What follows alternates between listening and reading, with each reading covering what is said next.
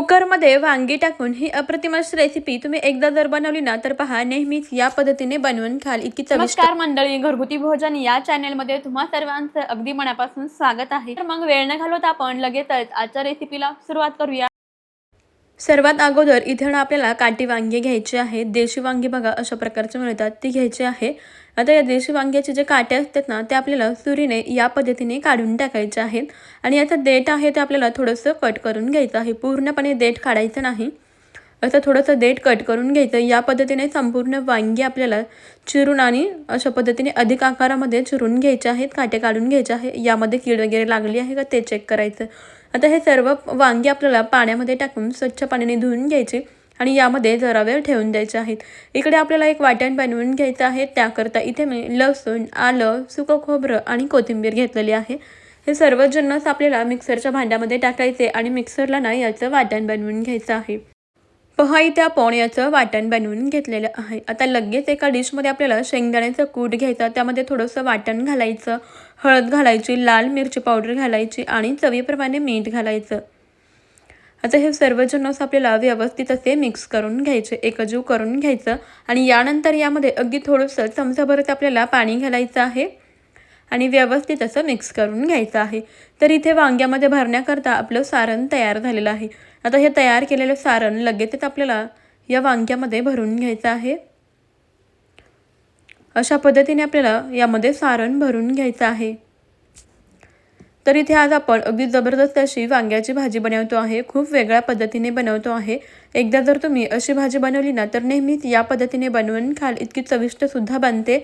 पाहुणे येतात अशा वेळेस आपल्याला काय बनवायचं सुचत नाही आणि झटपट अशी तुम्ही ही वांग्याची चविष्ट भाजी नक्कीच बनवू शकता। पहा इथे आपण सर्व वांग्यामध्ये हे सारण व्यवस्थित असं भरून घेतलेलं आहे। तर हे इतकं सारण या 5 वांग्याकरता पुरेसं आहे। पहा सर्व वांग्यामध्ये आपण भरपूर असं हे सारण असं भरून घेतलेलं आहे। आता लगेचच आपल्याला गॅसवरती कुकर ठेवायचा आहे। कुकर गरम झाला की याच्यामध्ये आपल्याला तेल घालायचं आहे। 2 चमचे तेल घालूयात। तेल व्यवस्थित गरम झालं की 1 चमचा मोहरी घालायची। मोहरी छान तडतडली की जिरे घालायचे, जिरे सुद्धा छान तडतडू द्यायचे।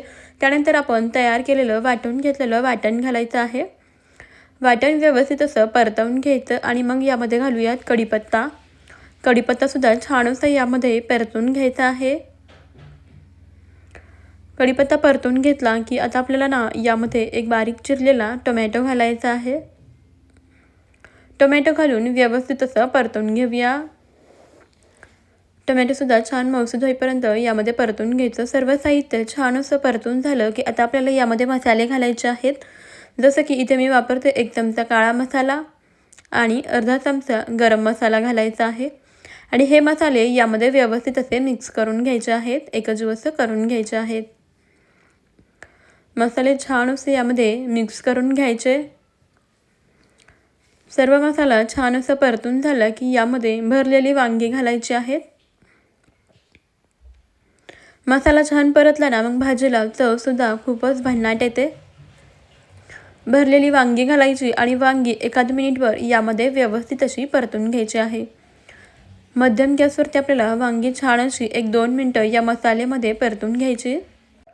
वांगी व्यवस्थित अशी परतून झाले की आता आपल्याला यामध्ये चवीप्रमाणे मीठ घालायचं आहे। मीठ घालायचे आणि व्यवस्थित असं मिक्स करून घ्यायचं आहे। आता सर्वात शेवटी यामध्ये आपल्याला वांगी शिजण्याकरता पाणी घालायचं आहे। मिक्सरच्या भांड्यामध्येच वाटण बनवलं होतं त्यामध्येच थोडंसं पाणी घालायचं आणि हे पाणी यामध्ये घालूया। तुम्हाला जितका रस्सा पातळ किंवा घट्ट हवा असेल त्यानुसार तुम्ही यामध्ये पाण्याचं वापरू शकता। पाणी घालून व्यवस्थित मिक्स करून घेतलं। आता सर्वात शेवटी यामध्ये आपल्याला शेंगदाण्याचं कूट घालायचं आहे। 1-2 चमचे यामध्ये शेंगदाण्याचं कूट घालूया। आता व्यवस्थित असं मिक्स करून घेऊया। आता आपल्याला कुकरचं झाकण लावायचं आहे आणि याच्या 2 शिट्ट्या करून घ्यायच्या। 2 शिट्ट्यामध्ये हे वांगं अगदी परफेक्ट असं शिजतं। आता प्रत्येक कुकरनुसार ना वांग्याला 1-2 शिट्ट्या लागू शकतात। कुणाचं एका शिट्टीमध्ये शिजतं तर कुणाचं 2 शिट्ट्यामध्ये शिजू शकतं। तर इथे मी 2 शिट्ट्या करून घेतलेल्या आहेत। कुकर थंड झाला की याचं झाकण काढून घेतलं। पहा अगदी मस्त असं चमचमीत आपल्या काळ्या मसाल्यातील वांग्याची भाजी इथे तयार झालेली आहे। चवीला सुद्धा खूपच भन्नाट झालेली आहे। जेव्हा कधी घरी पाहुणे येतात ना अशा वेळेस तुम्ही अगदी झटपट आणि चविष्ट अशी ही वांग्याची भाजी बनवू शकता। पहा अगदी मस्त जबरदस्त झालेली आहे. याला तरीसुद्धा खूप छान आलेली आहे. तुम्हीसुद्धा अशा पद्धतीने चमचमीत अशी वांग्याची भाजी नक्कीच बनवून पहा. खायला खूपच जबरदस्त अशी लागते. भाकरीसोबत म्हणा, चपातीसोबत किंवा भातासोबत ही वांग्याची भाजी खायला खूप भारी लागते.